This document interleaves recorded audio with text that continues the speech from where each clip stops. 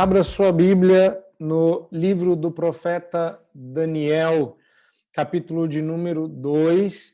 Nós vamos fazer a leitura dos versos 20 a 23. Esse texto que nós vamos ler é a resposta de Daniel ao fato de Deus ter respondido sua oração. Nós vamos ler, relembrar o contexto e então ouvir as lições que esse texto encerra. Então, Daniel, no capítulo 2, versos 20 a 23, diz o seguinte: disse Daniel, seja bendito o nome de Deus, de eternidade a eternidade, porque dele é a sabedoria e o poder. É ele quem muda o tempo e as estações, remove reis e estabelece reis. Ele dá sabedoria aos sábios e entendimento aos inteligentes. Ele revela o profundo e o escondido. Conhece o que está em trevas e com ele mora a luz. A ti, ó Deus de meus pais, eu te rendo graças e te louvo, porque me deste sabedoria e poder. E agora me fizeste saber o que te pedimos, porque nos fizeste saber este caso do rei. Nós já oramos e confiados no Deus que vai nos prover com essa sabedoria e poder necessários para viver e para entender a sua palavra, nós vamos prosseguir. Primeira coisa que eu quero que você se lembre é do contexto. O capítulo 2 do livro de Daniel começa contando que o rei Nabucodonosor tinha tido um sonho, está mais para pesadelo. Ele convoca os sábios, provavelmente na madrugada, ele não deve ter esperado muito, mas o tempo não importa. O fato é que Nabucodonosor constatou muito rapidamente que os seus sábios, feiticeiros, magos e caldeus eram a uma inúteis para solucionar o caso. E ele pediu não só que o sonho fosse interpretado, mas principalmente que eles dissessem qual foi o sonho para que ele pudesse confiar na interpretação. Visto que isso era impossível e que os caldeus, nome geral para o grupo, não souberam dar a resposta e ainda elucidaram ao rei o fato de que esse tipo de coisa jamais tinha sido pedida.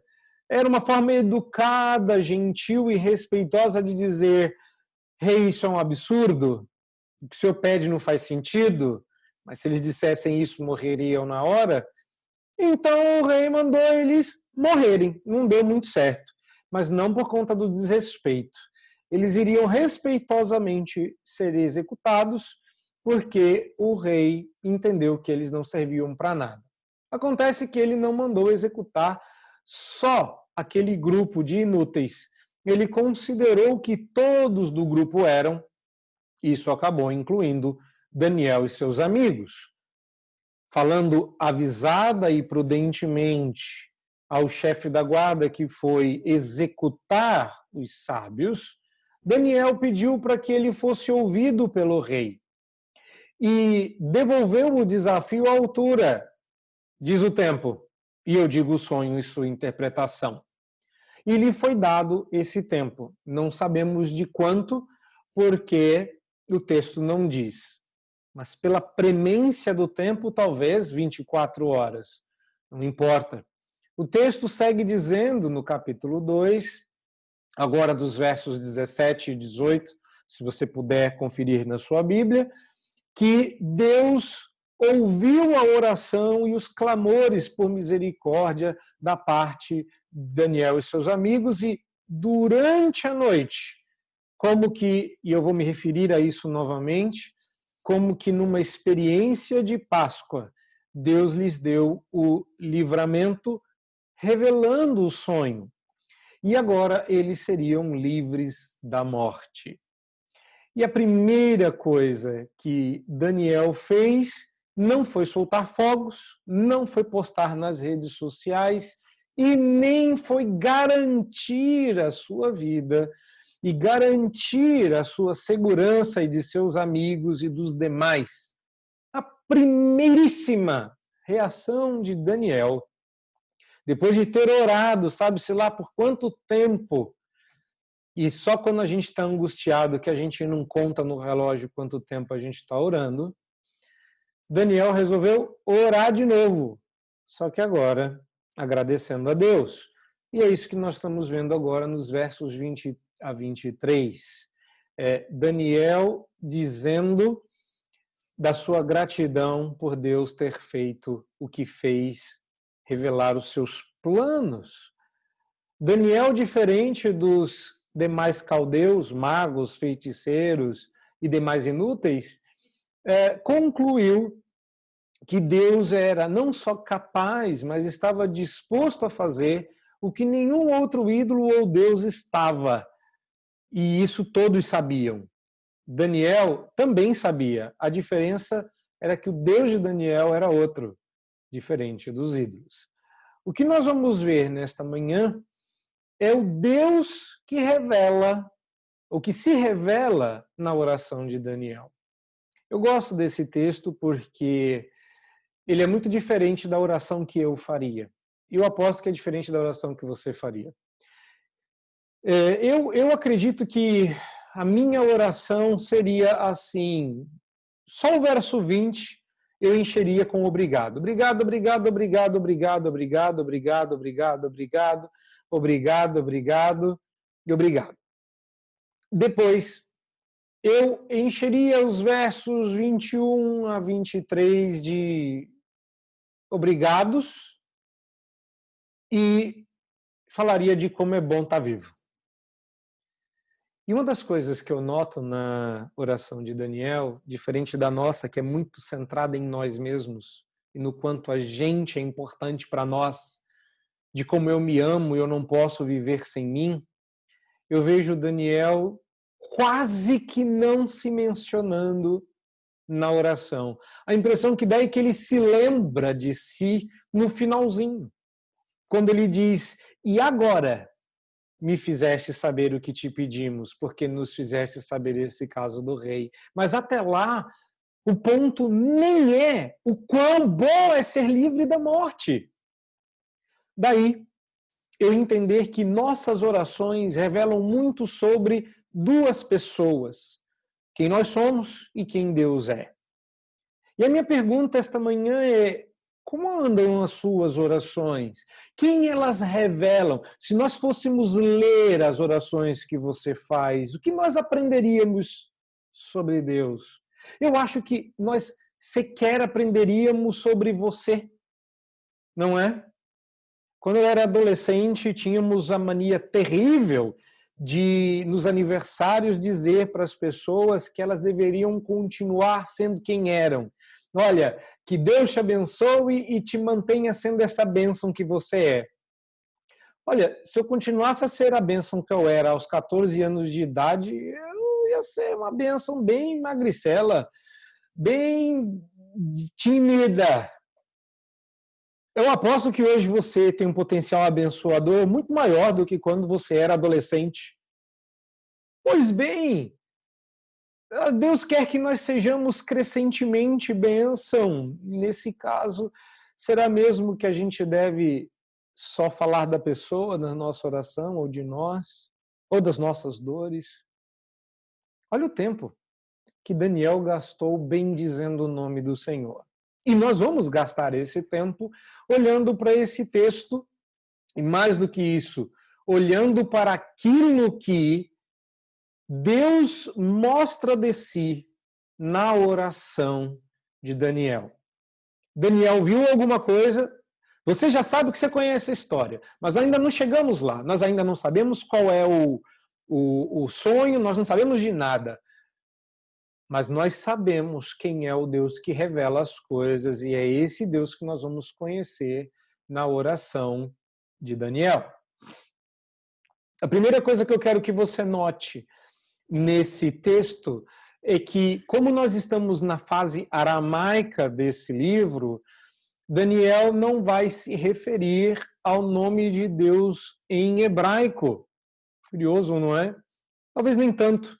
como o nome de Deus, o nome do Deus da aliança, era um nome típico dos judeus, peculiar à sua história e às suas promessas, ele ocorre somente em hebraico. E parece que Daniel se refreou de dizê-lo em outra língua. E até hoje nós nos referimos a esse nome em hebraico, Yahvé, que eu acho que dá até para falar com direito a sotaque. Mas vamos, que assim já está bom demais. Repare que Daniel diz: bendito seja o nome de Deus. Talvez para que alguém lendo esse livro se perguntasse como se chama esse Deus. E esse é o ponto, não é?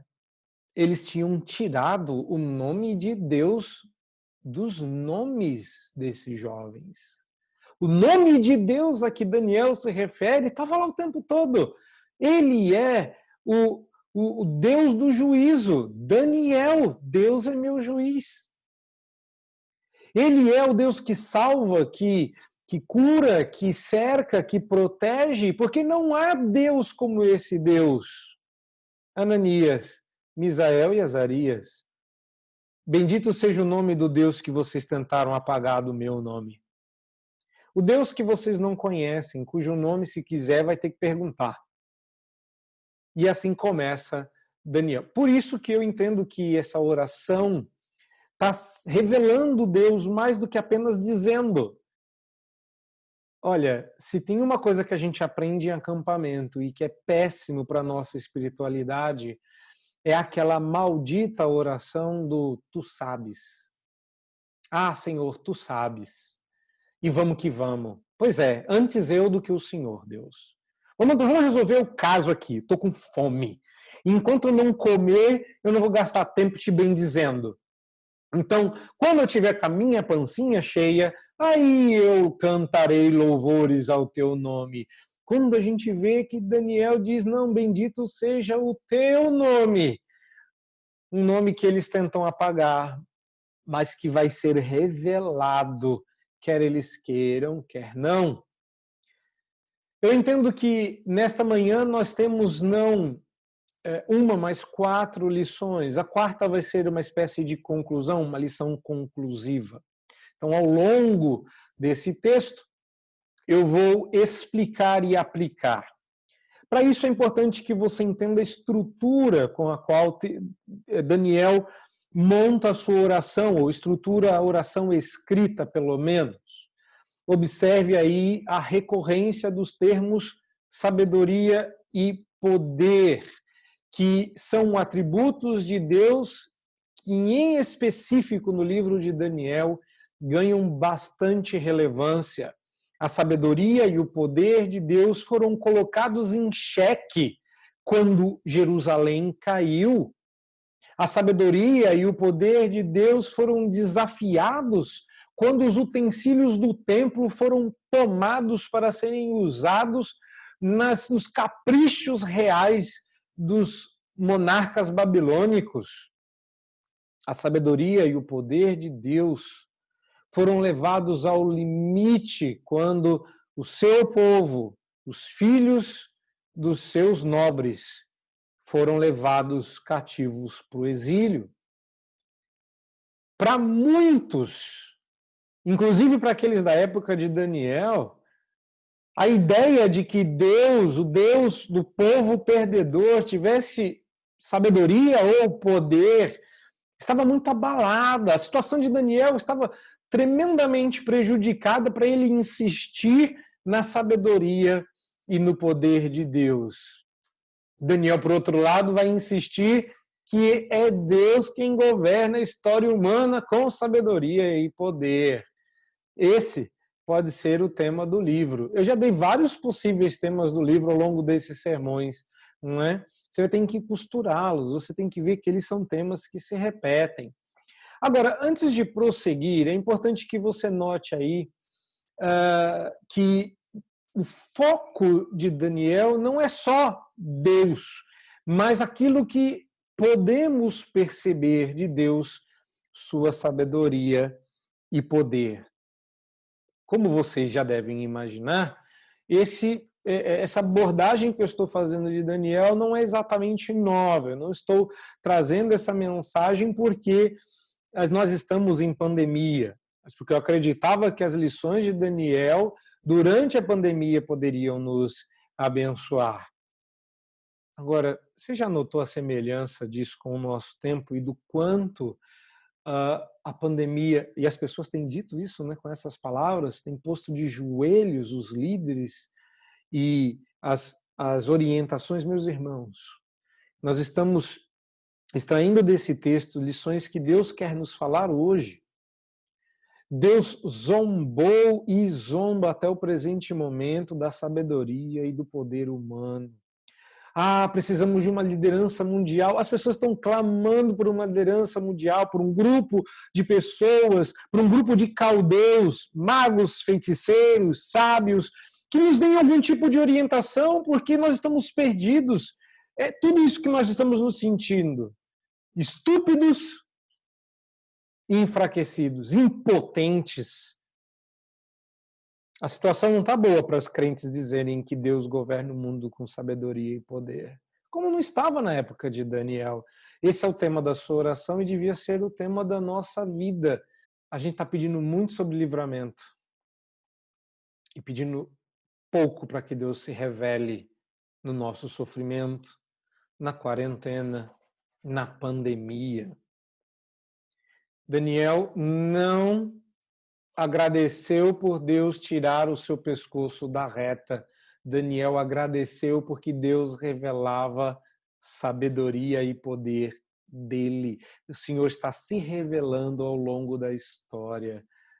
Que maravilha. Se você quiser anotar aí, a ideia é que a oração de Daniel era teocêntrica. O centro da oração de Daniel é Deus. O Deus revelado, cuja sabedoria e poder não tinham limites. Ele era o alvo do louvor de Daniel. Agora que você tem uma ideia mais clara do que Daniel está agradecendo e de como Daniel bendiz ao Senhor em sua oração, eu tenho, como eu disse, 4 lições para lhe apresentar, 4 coisas que a gente pode entender a partir desse texto sobre Deus. O Deus que se revela na oração de Daniel é, em primeiro lugar, o Deus que tem controle, o Deus do poder, o Deus todo-poderoso. Ter vivido a sua vida sabiamente não teria salvo Daniel por si só. Irmãos, ele já vinha fazendo a coisa do jeito certo, mas após o decreto real ter sido promulgado, nada, senão uma intervenção divina, poderia salvá-lo. Agora, se Deus se mantivesse em silêncio, se Deus não tivesse revelado o sonho a Daniel, ele teria enfrentado o mesmo destino dos encantadores babilônicos. Mas Deus não se mantém em silêncio. Deus não é fruto do artífice humano. Deus não é um pedaço de madeira que precisa, com pregos, ser mantido estável. Deus não fica em silêncio. E Deus revela o sonho a Daniel, livrando-o da morte.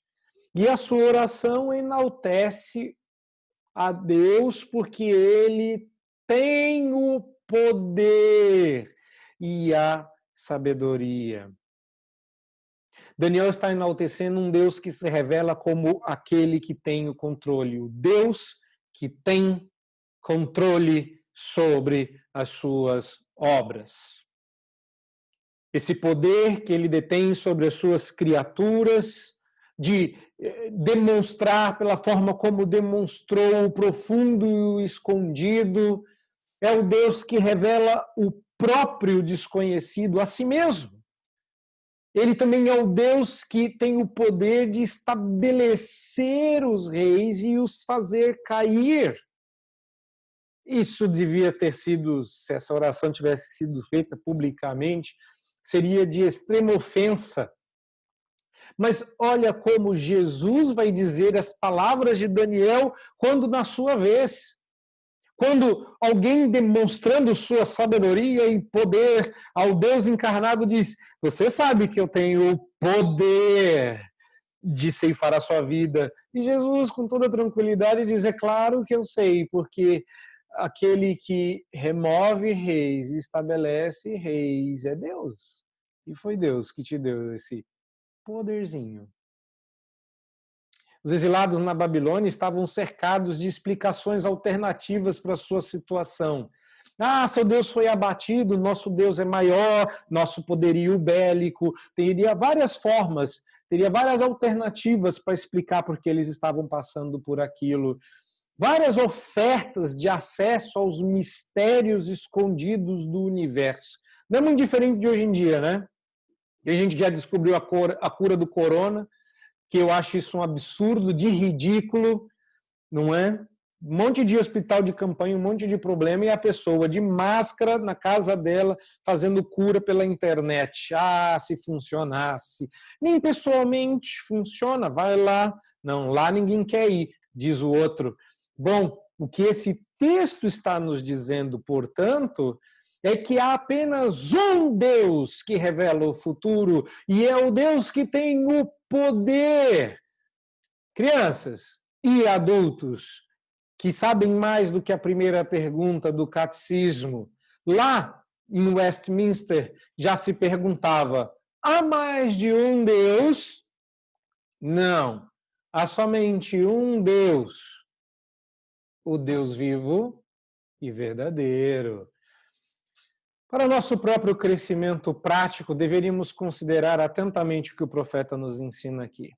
Deveríamos avivar as forças da memória no que tange às convulsões políticas e sanitárias pelas quais estamos passando, porque são testemunhos do poder de Deus. Por quê? Porque apontam para a verdade sublime que os assuntos do homem não só interessam ao Altíssimo, como são governados por Ele.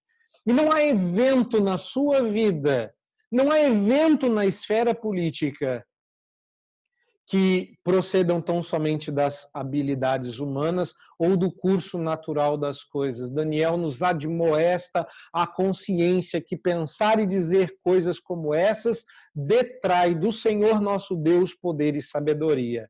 Ah, pandemias acontecem, doenças estão aí, essa é a maneira de lidar com as coisas. Sim, no dia a dia nós somos muito mais naturalistas, existencialistas, e tem até crente niilista por aí, sem esperança, o desesperado, deixando com que ele habite no pânico, ao invés de habitar num Deus que tem o poder e a sabedoria. O poder! Deus coloca diante dos nossos olhos com incômoda transparência as provas de seu poder e sabedoria, porque Ele é quem tem o controle. E a humanidade se torna poderosa é através do conhecimento e da sabedoria que Ele dá. E Ele também as faz precipitar no abismo da ignorância e da impotência. É isso. Quem tem o poder é Deus. E Deus não se esquiva dessas coisas, não. Em Isaías, o Senhor, ele diz lá através do profeta, Isaías 45, verso 7, que é ele quem faz todas as coisas. Ele diz: eu formo a luz e crio as trevas, faço a paz e crio o mal. Eu, o Senhor, faço todas essas coisas, porque é ele que tem o poder, é ele que tem o controle. Gostou? Esse é o Deus soberano. A oração de Daniel também acaba revelando para nós um Deus que se revela. Não é apenas um Deus que tem controle, mas um Deus que se revela. Como Daniel, nós também estamos cercados, meus irmãos, pelos poderes e pela sabedoria deste mundo. E a sabedoria desse mundo, ela quer parecer impressionante com todas as suas qualificações, com todas as suas influências nos estratos mais elevados da nossa sociedade. Ela quer se apresentar a nós como uma experiência mais profunda da vida, até o ponto de negar a existência de Deus, se colocando no lugar daquele que sabe e controla o futuro. Em sua forma mais secular, a sabedoria do mundo se apresenta prometendo exatamente isso, poder que ela não tem. Mas vamos lá, o que a sabedoria do mundo quer? Dizer para você, nós somos mais sábios e através da nossa sabedoria você alcança o poder e o sucesso, através da aplicação de métodos e estratégias, e então tenta nos impressionar com as suas credenciais. E afinal, acabamos precisando sempre de um conhecimento mais profundo da vida neste mundo que nem sempre faz sentido. O problema é onde buscar essa sabedoria, onde encontrar essa sabedoria capaz de abraçar o todo da experiência da vida. Olha, ao seu redor, muito do que você achava que sabia está sendo desafiado, muito do que as pessoas achavam que sabia, o poder de sua argumentação está sendo desafiado. Nunca o poder de Deus foi desafiado. Deus se ri dos desafios que nós lhe impomos. E Deus não vai obedecer pregador nenhum dizendo que terça-feira ele vai sair curando. Aliás, eu teria vergonha, depois de tantos meses de pandemia, proclamar uma noite de cura. Foram todos ridicularizados a uma, porque Deus humilha a sabedoria daqueles que não buscam sabedoria nele. O Deus que controla também é um Deus que se revela, um Deus que se faz ver nem sempre com os olhos, mas sempre através da fé. Mas os atos e fatos que nos cercam mostram Deus. Deus não manteve sua sabedoria confinada a si, ele deixou com que fluísse através, primeiro do mundo inteiro, um mundo que está cheio dos sinais da sua glória, que um dia será coberto como as águas cobrem o mar de sua glória, poder e sabedoria. Meus irmãos, não me importando o que um ímpio encontre, sendo digno de louvor, ele rapidamente, o ímpio, atribuirá a si mesmo a honra e glória da sua descoberta, o que é uma demonstração da sua rebeldia, da sua rebelião, da sua reversão, da sua inversão contra Deus e a sua sabedoria e poder revelados. O brilho das descobertas quase que se tolda de todo diante dessa ingratidão. Nós, entretanto, somos ensinados aqui nesse texto a não detrair nada da sabedoria e do poder de Deus, porque onde quer que essa sabedoria e poder de Deus se encontrem neste mundo, elas refletem sua glória e graça. Ele revela o profundo e o escondido. Ele faz conhecer o que está em trevas e com ele mora a luz. Uma abordagem mais superficial desse texto diria então que tudo se resolve numa oração. Mas se você olhar um pouquinho mais perto, você vai perceber Daniel ecoando a oração de Salomão. Daniel buscou ao Deus que conheceu pelas Escrituras. O Deus vai comparar lá com a oração de Salomão, que a gente já tem citado aqui na dedicação do templo ao longo dessas exposições. Entretanto, o ponto aqui pode até ser feito sem a consulta à oração de Salomão. Eu apenas cito isso para que você entenda que Daniel conhecia o Deus revelado e ele não conhecia Deus porque Deus se revelou através daquele momento, daquele sonho, daquela oração, mas um Deus que se revelava nas Escrituras, um Deus que se revelava em sua palavra. Daniel conhecia o Deus revelado porque ele lia a Bíblia. E se você está na dúvida, será que presbiterianos reformados acreditam em revelação? Eis aí sua resposta. É claro que acreditamos em revelação, temos um Deus que se revela. A revelação de Deus tem nome, chama Bíblia, como dizia a cantiga antiga. Biblia é o livro do meu Deus, e eu guardo no meu coração. Essa é a revelação de Deus, a sua palavra. Agora, Deus não se revelou só na oração, foi apenas uma nesga de sua sabedoria, e enquanto ela está exarada nas páginas das Escrituras, mas de uma forma mais surpreendente e plena. Deus fez essa sabedoria encarnar e andar nas ruas, gritando para ser ouvida, Cristo Jesus, o Senhor. O que a gente tem que reconhecer é que a nossa vida é, na maioria do tempo, mais fácil do que foi a vida de Daniel. Irmãos, você não vai precisar sair interpretando sonhos estranhos. Freud queria interpretar o sonho das pessoas. Será que Freud tinha síndrome de Daniel?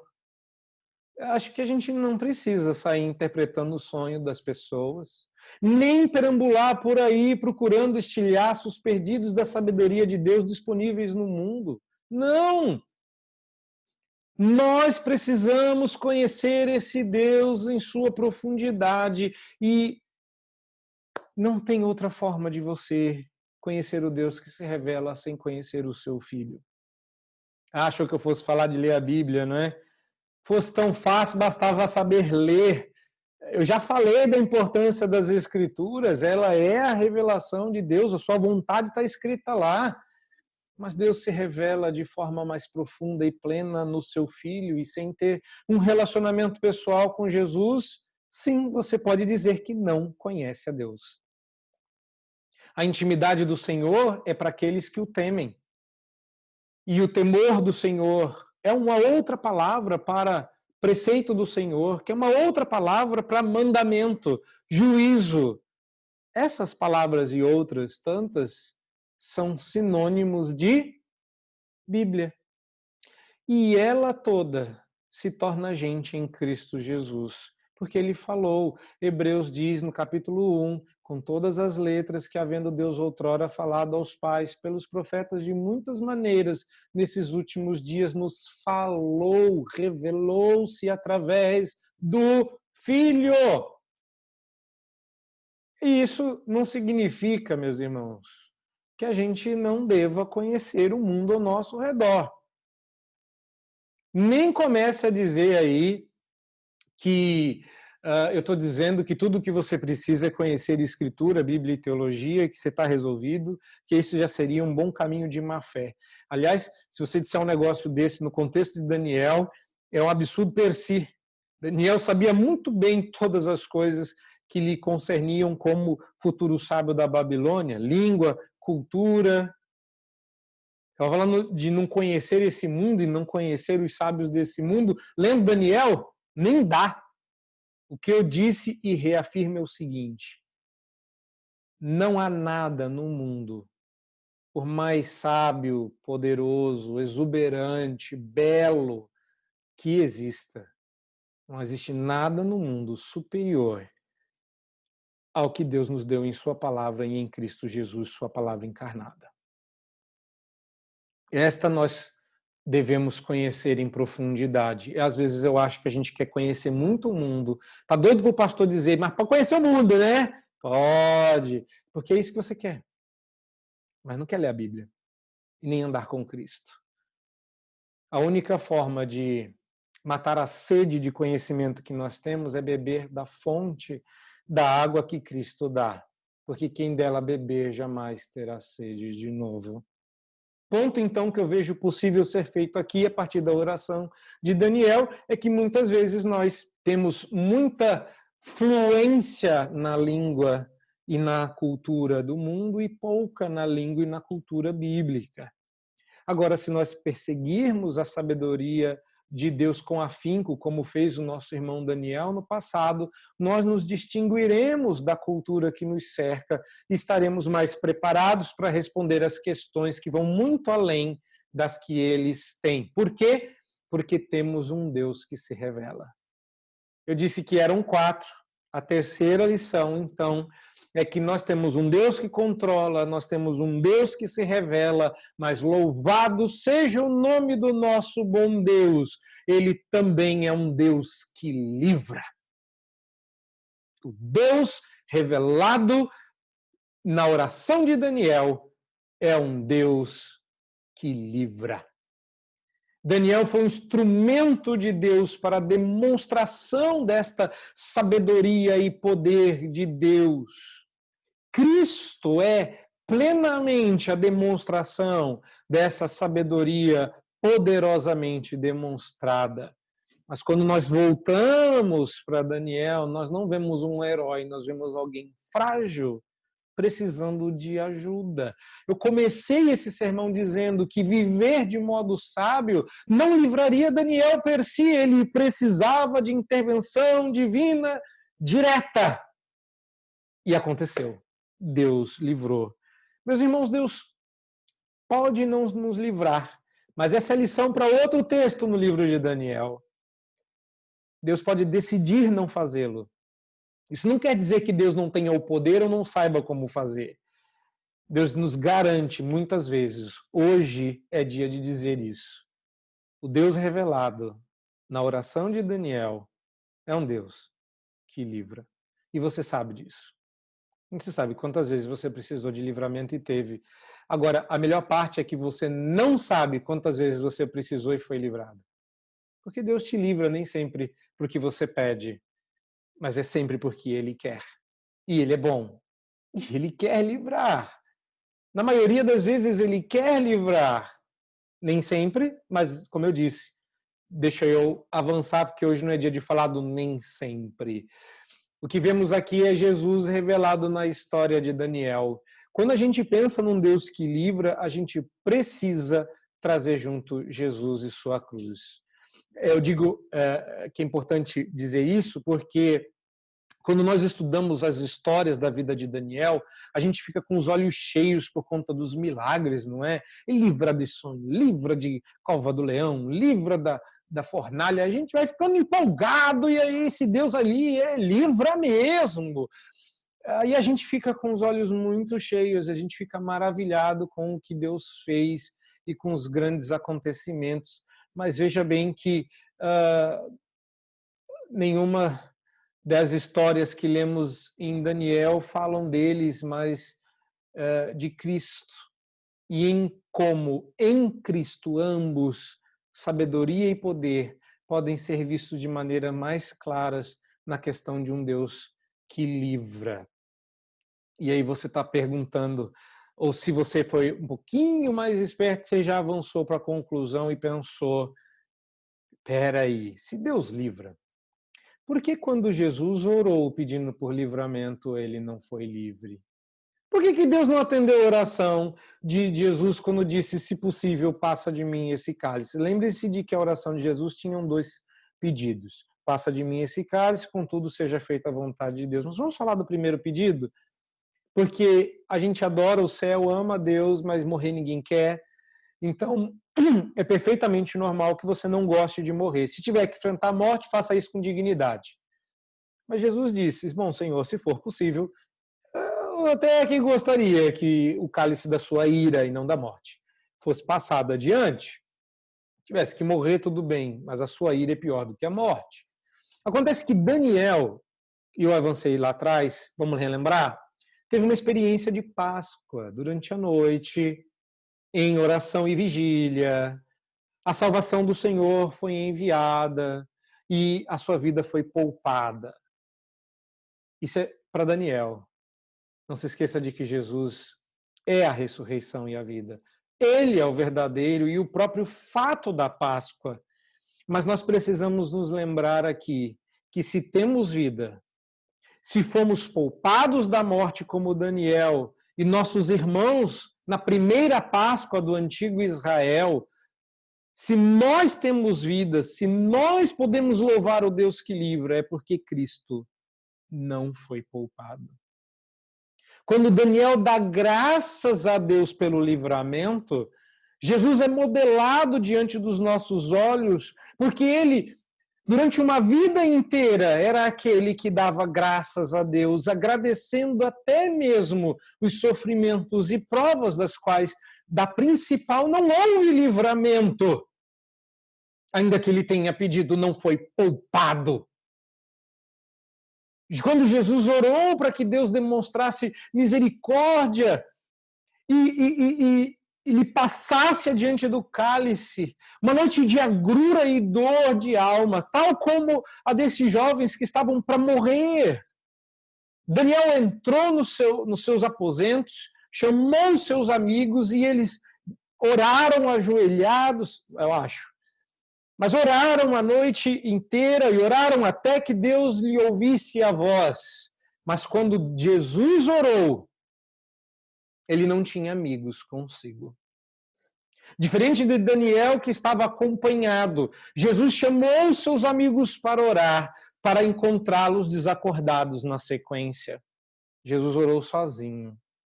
O pedido de Jesus não foi respondido como o de Daniel. O pedido de Jesus foi respondido. Eu disse que não foi como o de Daniel.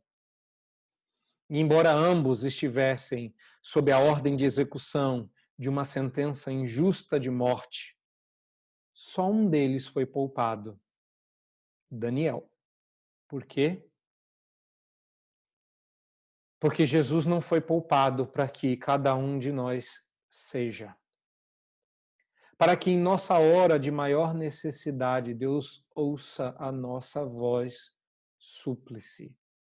Para que diante do verdadeiro e poderoso Rei, nossa vida seja poupada. Jesus não foi poupado para que você seja. Jesus não foi ouvido para que você seja. Jesus morreu para que você viva. Diante de Nabucodonosor, Daniel era inocente. Diante de Pilatos, Jesus era inocente. Mas diante de Deus, nenhum de nós é. Nós louvamos a Deus que nos poupa e livra. Mas nós devemos incluir um reconhecimento especial a respeito daquele que não foi. Jesus é o sacrifício que morreu a morte em nosso lugar. Então, toda vez que você for agradecer a Deus pelo livramento, você deve fazê-lo em nome de Jesus. Porque o seu livramento custou para o nosso Redentor. Agora, antes disso, quando Jesus dá graças na cruz, quando Jesus agradece por aquilo que Deus vai fazer, até reservando para si a sabedoria daquele momento, ao ponto de entregar só no momento da sua morte àqueles a quem ele reservou dar sua sabedoria. Jesus não estava minimizando a dor, Jesus não estava fingindo que estava morrendo, de fato ele estava em sofrimento. Ele deu graças a Deus porque os pequeninos podiam entender o que estava acontecendo aqui. Não porque a cruz era pouca coisa, mas porque ele viu além. Ele deu graças pela cruz, porque ele sabia que era através dela que Deus iria redimir para si um povo santo e viver com ele durante toda a eternidade. Deus nos livraria da morte eterna, dando em lugar da morte vida eterna para todo aquele que nele crê. O sacrifício de Jesus é a mais clara demonstração de sabedoria e poder que jamais se viu. Paulo vai dizer isso com todas as letras. Tem gente que quer poder, os outros querem sabedoria, nós pregamos a Cristo crucificado, poder de Deus, sabedoria de Deus. Como eu disse, são 4, e o 4 e último elemento é uma conclusão. Tá bom. 3 pontos e uma conclusão aplicativa serve também. Mas eu acho que eu preciso fazer esse ponto. Então eu não vou concluir, não é uma conclusão, porque eu não vou rever o que a gente viu. Mas quando a gente para aqui, nesse último ponto, nessa conclusão, e é com ela que eu vou encerrar, que Deus nós vemos nesta oração. Um Deus que tem controle, um Deus que se revela, um Deus que livra, mas ele também é um Deus que demanda. É importante dizer que não foram só a vida de Daniel e seus amigos que foram poupadas pela intervenção divina. Todos os magos, sábios, encantadores, feiticeiros e caldeus agora deviam sua vida ao Deus do escravo, ao Deus de Daniel. Eles sempre deveram, não se engane, mas é que agora estava claro.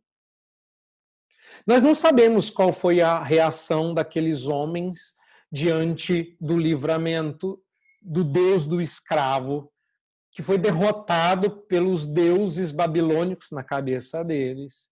Deuses para os quais eles sequer podiam recorrer em busca de ajuda. Foi o Deus derrotado que os livrou da morte. É curioso, não é? Como a aparência de derrota nos salva. Daniel, cruz. Pois é, nós não sabemos se os caldeus reconheceram o poder e a sabedoria do Deus Santo, ou sequer se agradeceram pelo livramento que experimentaram. Sabe aquele muito obrigado atravessado? Obrigado. Aquele muito obrigado quando você está brigado com um cônjuge que você não quer dar obrigado. Pois é, eu não sei, parece que nem isso. Mas não importa, o que realmente importa é o que nós fazemos. Deus abençoará, meus irmãos, aqueles que nos cercam por amor de nós. Não se engane. Aliás, nem deixe-os se enganar. Eles serão abençoados. O que há de bom nesse mundo, desfrutado por todos, é porque Deus ama os seus. Ora, eu nunca parou para pensar nisso? Como é que Deus vai fazer com que todas as coisas cooperem para o bem daqueles que Ele ama, sem abençoar de lambuja, como um efeito colateral, aqueles que cercam os eleitos? Romanos 8, 28. Então, se estamos tão preocupados em ser uma bênção para o mundo, mudar o status quo, ser relevantes, fazer a diferença, tudo isso repousa em nossa fidelidade e dependência de Deus.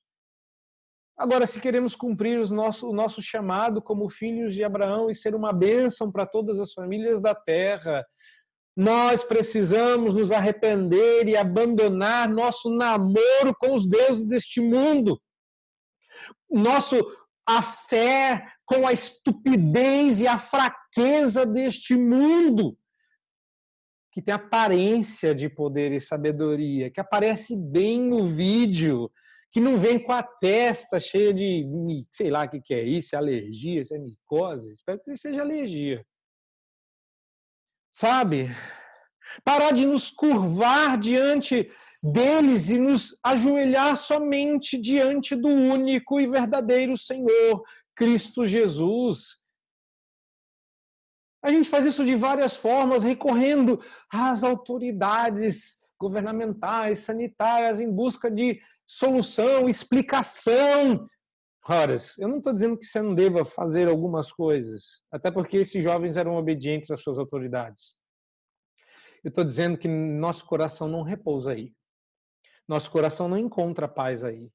Será que agora vai? Será que o novo ministro esquece isso? Nunca teve novo governante, nunca teve o novo ministro da saúde. O ministro da saúde continua sendo o mesmo, Deus.